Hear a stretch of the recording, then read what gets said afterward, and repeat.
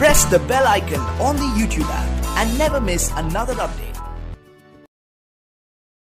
हाय दोस्तों, बंसल्स वायर का IPO market में आया हुआ है और आज के वीडियो में मैं उसी के बारे में बात करने वाला हूं कि आपको यहाँ पे क्या लिस्टिंग गेन मिल सकती है, अप्लाई करना भी है या नहीं, सिर्फ लिस्टिंग गेन के पर्पज से। मैं यहाँ पे इस वीडियो में सिर्फ लिस्टिंग गेन के बारे में ही बात करूंगा, तो ये जो नए लोग हैं उनको पता होना चाहिए कि अगर आप ये लॉन्ग टर्म सोच रहे हो तो मैं उसके बारे में डिस्कस नहीं करता, और क्या क्या देखते हैं लिस्टिंग गेन के लिए मैं उसके बारे में डिस्कस करूंगा। चलिए फटाफट स्टार्ट करते हैं। तो सबसे पहले जरा देख ले भाई, कब से शुरू हो रहा है और कब तक चलेगा, क्या फेस वैल्यू है। तो देखिए, ये जुलाई 3 से लेके 5 जुलाई तक के लिए है। इसका फेस वैल्यू 5 रुपए का है। तो नॉर्मली देखिए, मैं हमेशा बोलता हूँ मुझे फेस वैल्यू 10 चाहिए। मुझे क्या मतलब, सब लोग फेस वैल्यू 10 देखते हैं। फेस वैल्यू 10 होनी चाहिए। फेस वैल्यू 10 नहीं है तो 5, 5 के बाद 2, 2 के बाद 1, तो यहाँ पे 5 है, तो मतलब आप 10 से थोड़ा नीचे हो। प्राइस बैंड क्या है, 243 से 256। तो सीधी सी बात है, अगर आपको अप्लाई करना है तो ये आपको अप्लाई विथ 256 को रख के आपको अप्लाई करना है।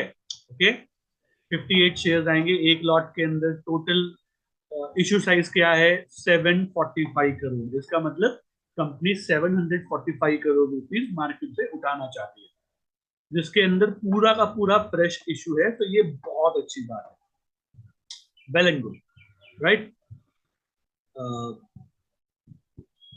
आईपीओ 5 तारीख को बंद हो रहा है। 8 जुलाई को अलॉटमेंट्स आ जाएंगे।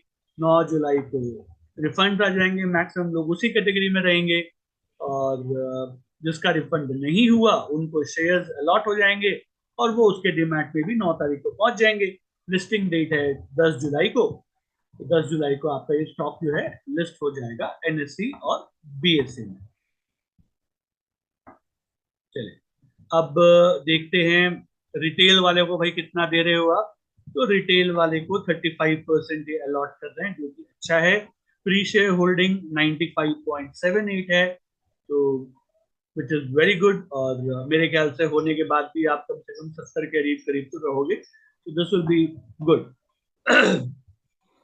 अभी तक ऑलमोस्ट ठीक हो, अभी तक ऑलमोस्ट ठीक हो। आइए थोड़ा और नीचे डाइव इन करते हैं और देखते हैं।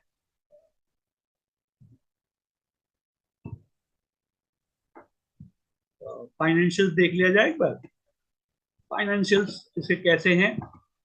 रेवेन्यू था मार्च में 2022 में 2205, 2023 में हो गया 2422, मार्च 24 में हो गया 2470। okay. मतलब यहां से यहां तो थोड़ी बहुत ग्रोथ दिख रही है, यहां से यहां पे उतनी ग्रोथ नहीं दिख रही।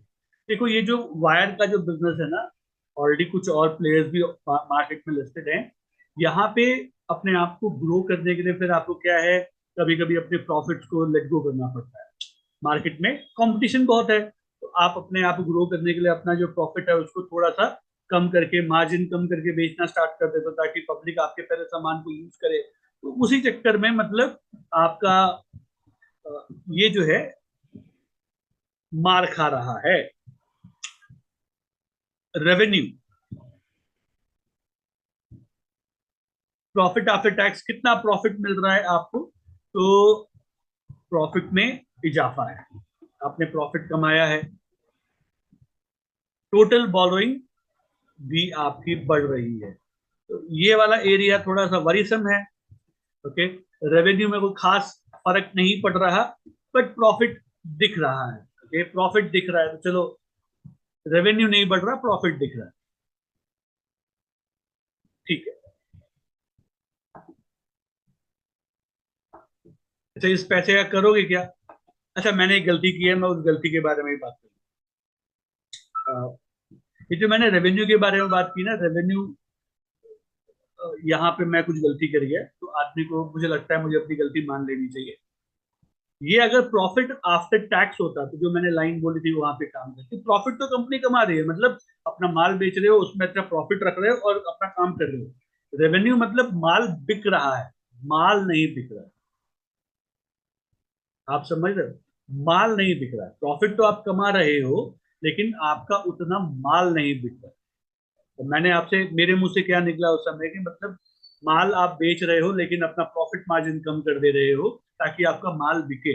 उस वजह से ये हुआ, बिकॉज मुझे ऐसा लग रहा था कि मैं प्रॉफिट आफ्टर टैक्स बोल रहा हूँ, तो it was my mistake.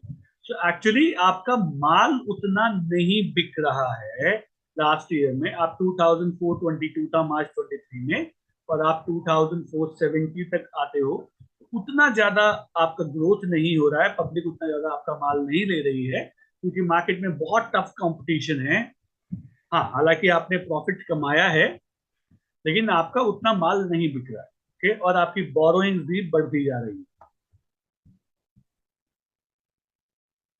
Ratios ठीक है, डेट टू इक्विटी 1.48 है, which is a worrisome factor, otherwise बाकी सारी चीजें ठीक हैं, कोई ज्यादा उसमें अंतर प्रॉब्लम नहीं है। कंपनी जो पैसा आएगा उसमें थोड़ा सा आप लोन पेमेंट करेगी, तो ये अच्छी चीज है कि आप लोन पेमेंट करोगे। तो अब जरा एक बार फटाफट देख लें भाई यहाँ पे कितना मिलने की संभावना है। देखो यहाँ पे मेरे ख्याल से अगर आप इसको बंसल वायर को अप्लाई करोगे तो अप्लाई करना चाहिए, इसको जरूर अप्लाई कर सकते हो आप। ठीक है, यहाँ पे भी मेरे हिसाब से आपको 12% से लेके 25% के बीच में आपको रिटर्न्स जो हैं देखने को मिल सकते हैं। मार्केट और बुलिश हो गया तो शायद थोड़ा सा और अच्छा चला जाए। वो भी इसलिए बोल रहा हूं क्योंकि मेन प्रॉब्लम ये है, धंधा बढ़ नहीं रहा।